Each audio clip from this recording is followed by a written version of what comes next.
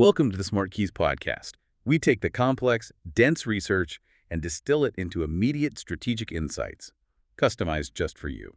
Today, we are diving deep into how professional productivity is being, well, fundamentally redefined. And it's not by hardware or software alone, but by a much deeper understanding of human motivation. We're talking about gamification. That's right. This deep dive is all about gamification in the professional environment.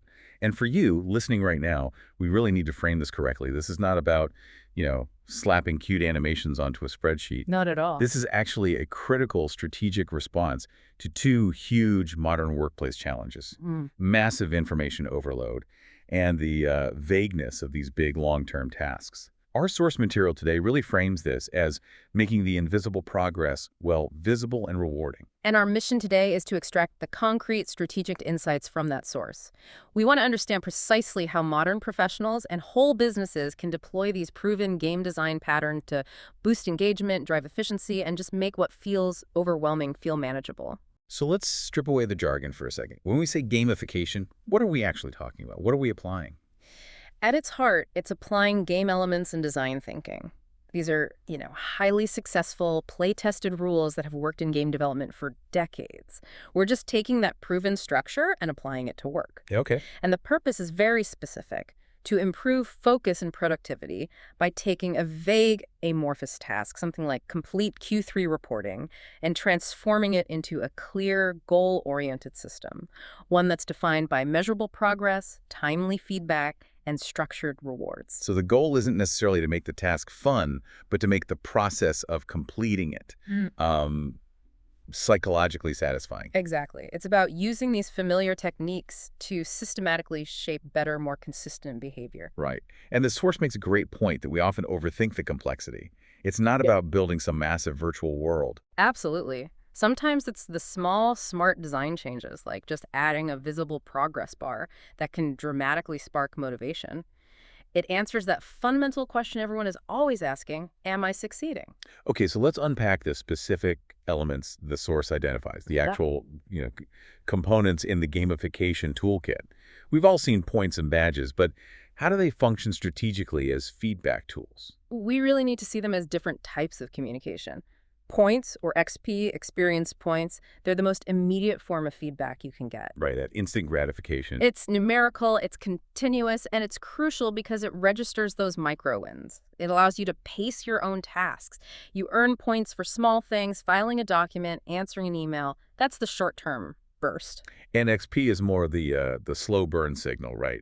The accumulation of skill over time. But then you have badges and achievements, which feel much more permanent. Badges are the ceremonial milestones. They don't track the continuous activity. They mark defined moments of success: completing a major project phase, acquiring a new skill, finishing a certification. And they signal status. They signal status to peers, and crucially, they subtly influence future choices. They basically put a spotlight on the behaviors you want to encourage. This brings us to a really huge tension in professional gamification, and one the source addresses head-on. The difference between promoting mastery and, well, promoting competition.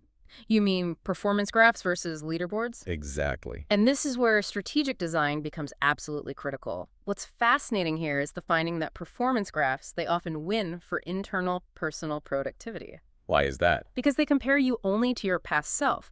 You see your own trajectory, your personal bests, your rate of improvement.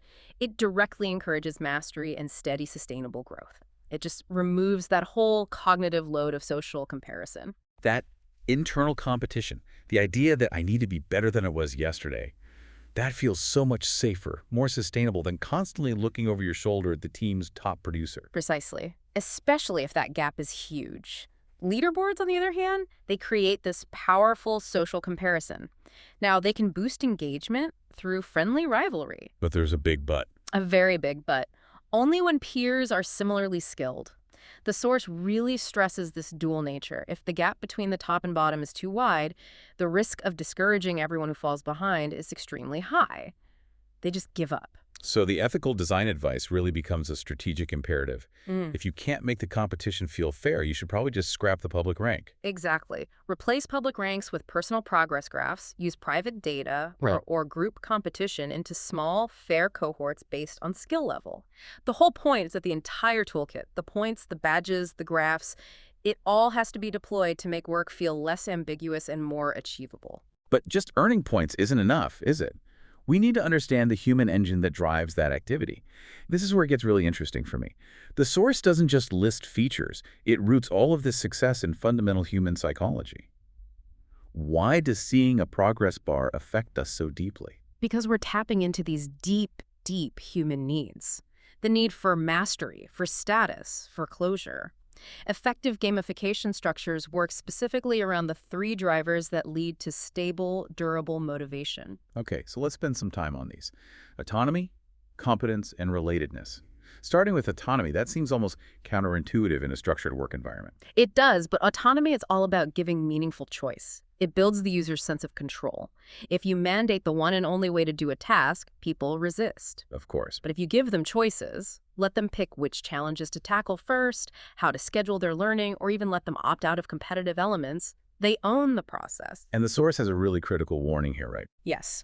Design respectfully. Avoid tricks or coercive prompts that make people feel manipulated, because that kills motivation instantly. Feeling tricked kills trust faster than anything. Yeah. Okay, so moving to competence, that feeling of growth, of actually mastering the job itself.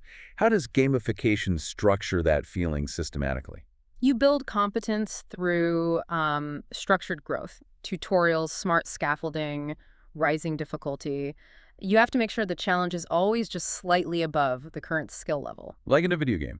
You start with a simple task, you level up, the challenges get a little harder. Precisely. And that immediate feedback, the progress bars and points, that visibly grows confidence. If Yeah. it's too hard, they quit. Too easy, they get bored. You have to keep people in that Goldilocks zone of challenge. And then finally, relatedness, the social aspect. If leaderboards are often toxic, how do we design social interaction to support belonging instead of, cutthroat competition? You focus on the collective achievement.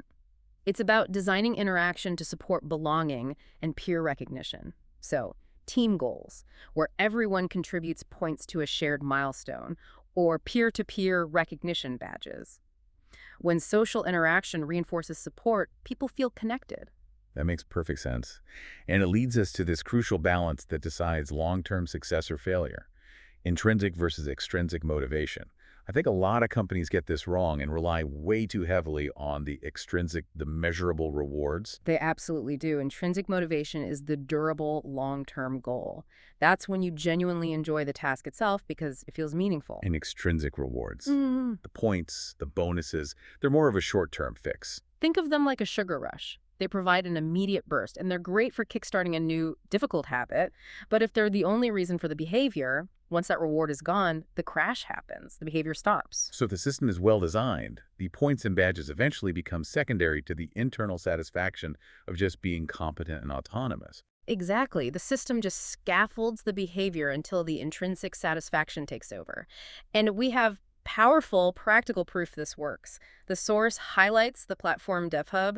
They were really struggling with compliance on internal task filing. Right, task completion was stuck at what, 10%? Stalled 10%, and they moved to a whopping 80% after simply adding points, badges, and visible progress bars. Wow. One small correction to the system, but a huge strategic leap in efficiency.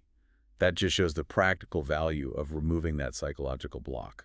This raises a really important question for anyone looking to adopt this approach. How do you build a coherent system that gets those 80% completion rates and, avoids just tacking on random features? You have to start with strategy. And the source calls this the design hierarchy. Yeah. Dynamics, mechanics, and components. It sounds much more layered than just checking off a list of features. It is a layered design process, and confusing the levels is the most common failure point. Think of it like architecture. Dynamics are the biggest picture, the underlying why or the experience you want to create. So the narrative, the social interaction, the overall progression path. Right, and they must map directly to your real-world workflow or your career ladder. So dynamics are the foundational purpose, the feeling of career progression, for example. Precisely. Then you move to mechanics. These are the rules, the how of your system, choosing which rewards, what challenges, how points are accumulated. These rules have to be predictable, fair, and mirror how a project actually unfolds. So if a critical step earns 10 times the points of a minor step, that's a mechanic reinforcing strategic priorities. You got it. And finally, components are the tangible things, the what that the user actually sees. Levels, progress bars, quests. When you align all three, you get a sustainable motivational loop that feels integrated, not forced. That's the goal. Okay, so for the professional listening right now, the learner, who wants to start implementing this tomorrow without building a whole new software platform, what's the practical roadmap? How do you start lightweight for maximum impact? You start by strategically identifying the right targets. So, step 1, find repetitive workflows that frequently stall or get skipped. High-volume, low-engagement tasks. Things like complex form completions, weekly status reports. Exactly. Routine quality checks. Don't try to gamify your entire multi-year strategy project on day 1. Start simple, where the behavioral change is clear. Step 2, start lightweight. Choose the simplest mechanics possible. This could just be adding a progress bar to a shared document or using points for specific form entries, and integrate them with the tools you already use, Slack, your CRM, whatever. Avoid creating extra steps. Because extra steps are friction, and friction kills engagement faster than anything. And step 3 is critical. Measure outcomes correctly. Define success not by vanity metrics like clicks, but by objective measures. Task completion rates, user retention, and real momentum on key project steps. We also have to address the ethical guardrails, because we know from the source that gamification won't fix a broken process. This is that magic paint pitfall. Right. If the underlying process is slow, confusing, or just inherently unfair, say, the software is terrible, or the task provides no value-adding points won't help, it'll just incentivize people to rush through a bad process. Which leads to lower quality. Exactly. Fix usability and remove systemic friction first, then add rewards. And the guardrails are essential. You have to design for well-being, not pressure. That means making participation optional, capping points tied to risky behaviors like rushing, and being totally transparent about how data is used. So what does all this mean for you, the modern professional, looking to stay ahead? It means you have the power to systematically design your work or your team's workflow like a great sticky application. You can borrow patterns that we know already work. The beauty is that these patterns are universal. I mean, look at successful apps like Duolingo for language learning or even simple loyalty programs. I can borrow those proven structures right now. Use streaks to encourage daily consistency on key habits, like morning planning or filing reports. The source also advocates for using levels or formal certifications to structure professional learning. You can use these milestones to unlock new responsibilities, tying the reward directly to growth. And mapping tasks to short quests for deep focus. I love that idea. If you have 3 related microtasks, package them together into a mission-complete quest. Yes, and give visible XP when the cluster is finished. It helps turn scattered to-dos into a powerful sense of steady momentum. The power of making the invisible visible and turning ambiguity into a goal-oriented system, that really is the strategic takeaway here. It is. And I think the ultimate measure of success for any system you build isn't, who collects the most badges. It's whether the design successfully supports intrinsic motivation. Right. The best gamified systems are the ones that sort of fade into the background. They just allow you to feel increased autonomy, competence, and relatedness, making the work itself, the skill you gained, the progress you made, the truly meaningful reward. Use that framework for your own internal reflection. Is this system helping you feel more in control, more skilled, and more connected to your goals? If the answer is yes, you're building something sustainable. We want to thank you explicitly for tuning into the SmartKeys podcast for this deep dive into gamifying professional productivity. And if these strategic insights resonate with how you want to approach the future of work and efficiency, we encourage you to subscribe right now for more. And if you want to explore the specifics of implementation, the ethical design, and all the case studies we talked about today, you can find the link to the full article, Gamify Your Work, right in the show notes.